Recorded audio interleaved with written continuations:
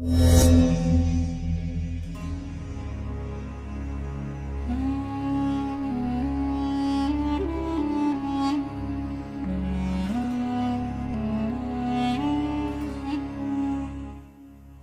ಸ್ನೇಹಿತರೆ, ಗತಯುಗದ ಇತಿಹಾಸ ಸರಣಿಗೆ ನಿಮಗೆಲ್ಲ ಆತ್ಮೀಯವಾದ ಸ್ವಾಗತ, ಸುಸ್ವಾಗತ. ಸ್ನೇಹಿತರೆ, ನಮ್ಮ ಇತಿಹಾಸ ಸರಣಿಯ ಈ ಸಂಚಿಕೆಯಲ್ಲಿ ನಾವು ಇಂದು ಒಂದು ಮಹಾನ್ ಚರಿತ್ರೆ ಹೊಂದಿರುವ ಸಮಾಜದ ಬಗ್ಗೆ ತಿಳಿದುಕೊಳ್ಳೋಣ. ಈ ಸಮುದಾಯದ ಜನರು ರಾಮಾಯಣ ಮತ್ತು ಮಹಾಭಾರತ ಕಾಲದಿಂದ ಹಿಡಿದು ಇಂದಿನವರೆಗೂ ಕೂಡ ಯಶಸ್ವಿಯಾಗಿ ತಮ್ಮ ಜೀವನವನ್ನು ಕಟ್ಟಿಕೊಂಡು ಬದುಕುತ್ತಿದ್ದಾರೆ. ಇವತ್ತು ನಾವು ತಿಳಿಯ ಹೋಗ್ತಿರೋ ಈ ಸಮಾಜ ಯಾವುದಪ್ಪ ಅಂದರೆ ಅದೇ ಬೇಡರು ಅಥವಾ ವಾಲ್ಮೀಕಿ ನಾಯಕರು. ಈ ಸಂಚಿಕೆಯಲ್ಲಿ ಇವರ ಮೂಲದಿಂದ ಹಿಡಿದು ಇಲ್ಲಿನವರೆಗಿನ ಆದಷ್ಟು ಮಾಹಿತಿಗಳನ್ನು ನಾನು ನಿಮ್ಮ ಮುಂದೆ ಪ್ರಸ್ತುತಪಡಿಸುತ್ತೇನೆ. ಇದಕ್ಕಿಂತ ಮೊದಲು ನೀವಿನ್ನು ನಮ್ಮ ಚಾನಲ್ಗೆ ಸಬ್ಸ್ಕ್ರೈಬ್ ಆಗಿಲ್ಲ ಅಂದರೆ ಈ ಕೂಡಲೇ ಸಬ್ಸ್ಕ್ರೈಬ್ ಆಗಿ ಹಾಗೂ ಬೆಲ್ಲೈಕನ್ ಒತ್ತುವ ಮೂಲಕ ನೋಟಿಫೈ ಆಗಿರಿ. ನಮ್ಮ ಚಾನಲ್ನಲ್ಲಿ ಇಂಥ ವಿಡಿಯೋಗಳು ಬರ್ತಾನೆ ಇರುತ್ತೆ, ಅದನ್ನೆಲ್ಲ ನೀವು ನೋಡ್ಬೋದು. ಹಾಗೂ ನಿಮಗೆ ಯಾವುದೇ ವಿಚಾರದ ಬಗ್ಗೆ ವಿಡಿಯೋ ಬೇಕಾದರೆ ಕಾಮೆಂಟ್ ಬಾಕ್ಸ್ ಮೂಲಕ ನಮಗೆ ತಿಳಿಸಿ, ನಾವು ಆ ವಿಷಯದ ಬಗ್ಗೆ ವಿಡಿಯೋ ಮಾಡಿಕೊಡೋಕ್ಕೆ ಪ್ರಯತ್ನ ಪಡ್ತೇವೆ. ಇನ್ನು ನಿಮ್ಮ ಸಮಯನ ಜಾಸ್ತಿ ವ್ಯರ್ಥ ಮಾಡದೆ ವಿಡಿಯೋಗೆ ಬಂದುಬಿಡ್ತೇನೆ. ಸ್ನೇಹಿತರೆ, ನಮ್ಮ ಕರ್ನಾಟಕದಲ್ಲಿ ಒಂದು ದೊಡ್ಡ ಕ್ಷತ್ರಿಯ ಜನಾಂಗವಿದೆ. ಈ ಜನಾಂಗವು ರಾಮಾಯಣ ಮಹಾಭಾರತ ಕಾಲದಿಂದಲೂ ಇರುವುದಾಗಿ ತಿಳಿದು ಬಂದಿದೆ. ಈ ಜನಾಂಗವು ಕುರುಕ್ಷೇತ್ರ ಯುದ್ಧದಲ್ಲಿ ಪಾಂಡವರು ಮತ್ತು ಕೌರವರ ಎರಡೂ ಪಕ್ಷಗಳ ಪರವಾಗಿಯೂ ಹೋರಾಟವನ್ನು ಮಾಡಿದ್ದಾರೆ. ಸಹದೇವನು ರಾಜಸೂಯ ಯಜ್ಞದ ಪ್ರಯುಕ್ತ ತನ್ನ ದಕ್ಷಿಣ ಭಾರತದ ದಂಡಯಾತ್ರೆಯಲ್ಲಿ ಈ ಜನಾಂಗವನ್ನು ಸೋಲಿಸಿ ಕಪ್ಪ ಕಾಣಿಕೆಯನ್ನು ಪಡೆದಿದ್ದ ಎಂಬ ಉಲ್ಲೇಖಗಳಿವೆ. ಕರ್ನಾಟಕವನ್ನು ಆಳಿದ್ದ ಪುರಾತನ ಶ್ರೇಷ್ಠ ಚಕ್ರವರ್ತಿ ಅರ್ಜುನನನ್ನು ಸೋಲಿಸಿದ ಮಹಾವೀರ ಚಂದ್ರಹಾಸನು ಇದೇ ಬೇಡರ ನಾಯಕನು. ನಿಷಾದ ದೇಶದ ಚಕ್ರವರ್ತಿಯಾದ ರಾಜ ನಳಮಹಾರಾಜ ಈತನ ಅಡುಗೆಯ ರುಚಿಯನ್ನು ಇಡೀ ಪ್ರಪಂಚವೇ ಸವಿದಿತ್ತು.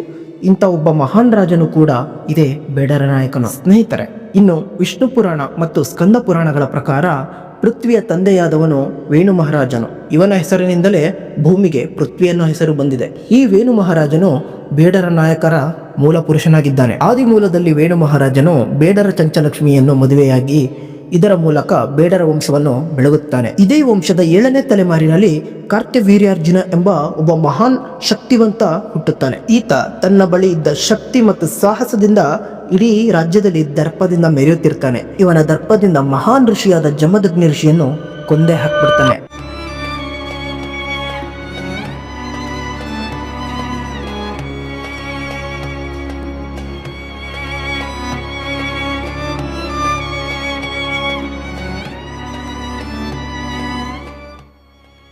ಸ್ನೇಹಿತರೆ, ತನ್ನ ತಂದೆಯ ಸಾವಿನ ವಿಷಯವನ್ನು ಕೇಳಿದ ಪರಶುರಾಮರು ತುಂಬ ಕೋಪದಲ್ಲಿರ್ತಾರೆ.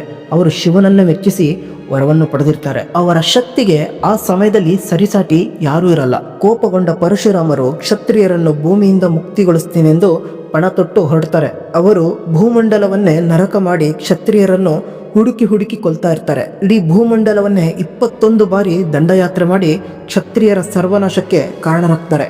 ಪರಶುರಾಮರಿಂದ ಹೆದರಿಕೊಂಡ ಕ್ಷತ್ರಿಯರು ಕಾಡನ್ನು ಸೇರ್ಕೊಳ್ತಾರೆ. ಕಾಡುಗಳಲ್ಲಿ ಸೇರ್ಕೊಂಡ ಇವರು ಅನೇಕ ವರ್ಷಗಳು ಅಲ್ಲೇ ಇರ್ತಾರೆ ಹಾಗೂ ಅಲ್ಲಿ ಬೆಟ್ಟ ಗುಡ್ಡಗಳಲ್ಲಿ ತಮ್ಮ ಆಧಿಪತ್ಯವನ್ನು ಸ್ಥಾಪಿಸಿಕೊಂಡು ಅಲ್ಲೇ ವಾಸಿಸತೊಡಗ್ತಾರೆ. ಕಾಡಿನಲ್ಲಿದ್ದ ಋಷಿಗಳಿಗೆ ಇವರು ರಕ್ಷಣೆಯನ್ನು ಕೊಡ್ತಾ ಇದ್ರು. ಆ ಕಾರಣಕ್ಕಾಗಿ ಇವರಿಗೆ ವಿಷ್ಣುವಿನ ಇನ್ನೊಂದು ಹೆಸರಾದ ನಾಯಕ ಎಂಬ ಹೆಸರನ್ನು ಋಷಿಗಳು ಉಪನಾಮವಾಗಿ ಕೊಡ್ತಾರೆ. ಈ ಉಪನಾಮವನ್ನು ನಾವು ಇಂದಿಗೂ ಕ್ಷತ್ರಿಯ ಉಪಪಂಗಡಗಳಲ್ಲಿ ಬೇಡ ಜನಾಂಗದ ಮುಂದೆ ನಾಯಕ ಎಂಬ ಹೆಸರನ್ನು ನೋಡಬಹುದಾಗಿದೆ. ಈ ಜನಾಂಗವನ್ನು ಇಂದು ನಾವು ಕರ್ನಾಟಕದಲ್ಲಿ ಬುಡಕಟ್ಟು ಜನಾಂಗವೆಂದು ಪರಿಶಿಷ್ಟ ಪಂಗಡಕ್ಕೆ ಸೇರಿಸಲಾಗಿದೆ.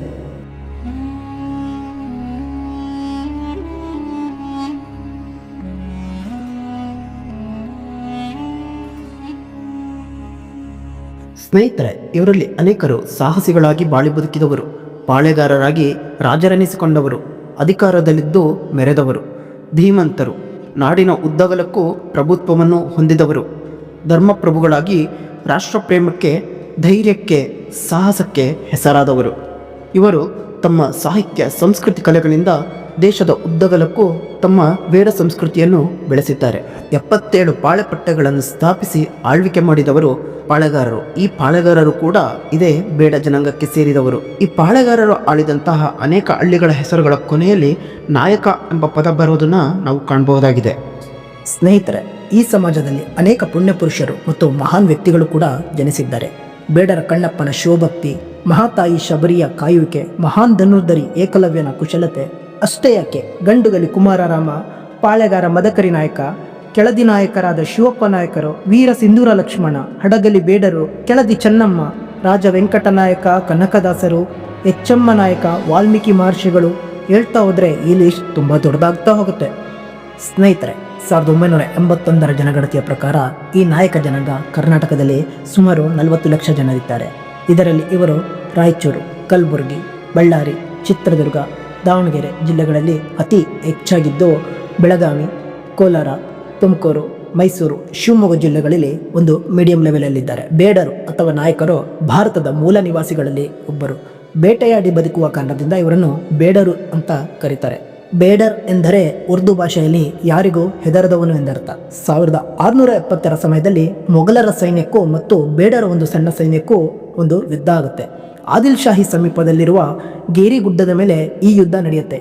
ಈ ಯುದ್ಧ ಬೇಡರ ಒಂದು ಅಲ್ಪ ಪ್ರಮಾಣದ ಸೈನ್ಯ ವೀರಾವೇಶದಿಂದ ಮೊಘಲರ ಸೈನ್ಯದ ಜೊತೆ ಹೋರಾಡುತ್ತೆ. ಇವರ ಸಾಹಸದ ಹೋರಾಟ ನೋಡಿ ಔರಂಗಜೇಬ್ ಎದುರ್ತಾನೆ ಹಾಗೂ ಹೋರಾಟವನ್ನು ನಿಲ್ಲಿಸಿ ಸೈನ್ಯವನ್ನ ಹಿಂಪಡೆಯುತ್ತಾನೆ. ಸುಲ್ತಾನ ಸೈನ್ಯವನ್ನು ಯಾಕೆ ಹಿಂಪಡೆದ ಅಂತ ಕೇಳಿದಾಗ ಅವನ ಉತ್ತರ ಏನಾಗಿತ್ತು ಅಂದರೆ, ಕಿಸಿ ಸೆ ನಹಿ ಡರ್ನೆ ವಾಲಾ ಬೇಡರ್ ಲೋಗೆ, ಇವರಿಂದ ಯುದ್ಧ ಮಾಡದೇ ಇರೋದೇ ಒಳ್ಳೆಯದು ಅಂತ ಹೇಳ್ತಾನೆ. ಇನ್ನು ಮರಾಠಿ ಭಾಷೆಯಲ್ಲಿ ಬೇಡರ್ ಎಂದರೆ ಎಂದಿಗೂ ಅಳದವನು, ಆದ್ದರಿಂದ ಇವರನ್ನು ಬೇಡರ್ ಎಂದು ಕರೆಯುತ್ತಾರೆ. ಈ ಬೇಡರ ಜನ ಶಿವಾಜಿ ಸೈನ್ಯದಲ್ಲಿ ಅತ್ಯಂತ ಪ್ರಮುಖರಾಗಿದ್ದರು. ಇನ್ನು ದಕ್ಷಿಣ ಭಾರತದಲ್ಲಿ ಕೆಲವು ಬೇಡರ ಸಂಸ್ಥಾನಗಳಿದ್ದು ಇವುಗಳನ್ನು ದೊರೆಗಳ ಸಂಸ್ಥಾನ ಎಂದು ಕರೆಯುತ್ತಿದ್ದರು. ಈಗಲೂ ಕೂಡ ಕಲಬುರಗಿ, ರಾಯಚೂರುಗಳಲ್ಲಿ ದೊರೆ ಮಕ್ಕಳು ಎಂಬ ಉಪಜನಾಂಗವನ್ನು ನಾವು ಕಾಣಬಹುದು. ಸ್ನೇಹಿತರೆ, ಇನ್ನು ಆದಿಲ್ ಶಾಹಿ ತನ್ನ ಸೈನ್ಯದಲ್ಲಿ ಬೇಡರ್ ನಾಯಕರುಗಳನ್ನು ಇಟ್ಕೊಂಡಿರ್ತಾನೆ. ಇವರ ಸಾಹಸ ಹಾಗೂ ಇವರ ಶಕ್ತಿಗೆ ಮೆಚ್ಚಿ ಸುಲ್ತಾನ ಇವರಿಗೆ ತಲವಾರನ್ನು ಉಡುಗೊರೆಯಾಗಿ ಕೊಟ್ಟಿರ್ತಾನೆ. ಈ ತಲವಾರ್ ಪಡೆದ ಕೆಲ ಬೇಡ ಸೈನಿಕರು ತಮ್ಮನ್ನು ತಲವಾರದ ಪಂಗಡಗಳಾಗಿ ವಿಭಾಗಿಸಿಕೊಂಡ್ರು. ಇವರು ಮುಂದೆ ಹೋಗ್ತಾ ತಳವಾರ ಪದ್ಧತಿಯನ್ನು ಅನುಸರಿಸೋಕೆ ಶುರು ಮಾಡಿದ್ರು. ಇವರನ್ನು ತಳವಾರರೆಂದು ಕೂಡ ಕರೆಯುತ್ತಾರೆ. ಈ ತಳವಾರರು ಕೂಡ ಬೇಡ ವಾಲ್ಮೀಕಿ ನಾಯಕರೇ. ಈ ತಳವಾರರು ಇಂದಿಗೂ ಸಹ ವಿಜಯಪುರದ ಸುತ್ತಮುತ್ತಲು ವಾಸಿಸ್ತಾ ಇದ್ದಾರೆ. ಸ್ನೇಹಿತರೆ, ಇನ್ನು ಈ ಬೇಡರನ್ನು ತಮಿಳುನಾಡಿನಲ್ಲಿ ಬೇಡರ್ ಎಂದು ಕರೆಯುತ್ತಾರೆ. ತೆಲುಗು ಭಾಷೆಯಲ್ಲಿ ಬೋಯಾ ಎಂದು ಅಥವಾ ಪಲ್ಲಕ್ಕಿ ಹೊರುವ ಬೇಡರು ಎಂದು ಕರೆಯುತ್ತಾರೆ. ಇನ್ನು ಕೆಲವೆಡೆ ಗುರಿಕಾರ್, ನಾಯಕ್ವಾಡ್, ವೆಡನ್, ವೆಡುವನ್ವಾಸ್, ಪೆದ್ದರ್ ಅಂತ ಕರೆಯುತ್ತಾರೆ. ಕಾಶ್ಮೀರದಲ್ಲಿ ಡೋಂಗ್ರಾ ಅಂತ ಕರೀತಾರೆ. ಯುಪಿಯಲ್ಲಿ ಔಟಾ ಅಂತ ಕರೀತಾರೆ. ರಾಜಸ್ಥಾನದಲ್ಲಿ ಬಿಲ್, ಪಂಜಾಬ್ನಲ್ಲಿ ಬಾಲ್ಮಿಕ್, ಬಿಹಾರ ಮತ್ತು ಬಂಗಾಳದಲ್ಲಿ ಸೇನ್ಸ್, ಕೇರಳದಲ್ಲಿ ನಾಯರ್, ತಮಿಳುನಾಡಲ್ಲಿ ನಾಯ್ಡು ಅಂತ ಕರೀತಾರೆ. ಇನ್ನು ಅನೇಕ ಕಡೆ ಅನೇಕ ಹೆಸರುಗಳಿಂದ ಕರೆದ್ರು ಇವರೆಲ್ಲ ಬೇಡ ನಾಯಕರುಗಳೇ. ಸ್ನೇಹಿತರೆ, ಇನ್ನೊಂದೆಡೆ ಬೇಡರು ಕಣ್ವ ಋಷಿಯ ವಂಶಸ್ಥರೆಂದು ಹೇಳಲಾಗುತ್ತದೆ. ಅದಕ್ಕಾಗಿ ಇವರನ್ನು ಕಣ್ಯಂ ಕುಲದವರೆಂದು ಕೂಡ ಕರೆಯುತ್ತಾರೆ. ಇವರ ವಂಶದ ಮೂಲ ಪುರುಷರುಗಳಲ್ಲಿ ವಾಲ್ಮೀಕಿ ಮಹರ್ಷಿಗಳು ಕೂಡ ಒಬ್ಬರು. ಈ ಮಹಾಪುರುಷನ ಬಗ್ಗೆ ಯಾರಿಗೆ ತಾನೇ ಗೊತ್ತಿಲ್ಲ ಹೇಳಿ. ಇವರ ಬಗ್ಗೆ ನಿಮಗೇನಾದರೂ ಒಂದು ಕಂಪ್ಲೀಟ್ ವಿಡಿಯೋ ಬೇಕಾದರೆ ಕಾಮೆಂಟ್ ಬಾಕ್ಸ್ ಮೂಲಕ ನಮಗೆ ತಿಳಿಸಿ, ನಾವು ಅವ್ರ ಬಗ್ಗೆ ವಿಡಿಯೋ ಮಾಡ್ತೀವಿ.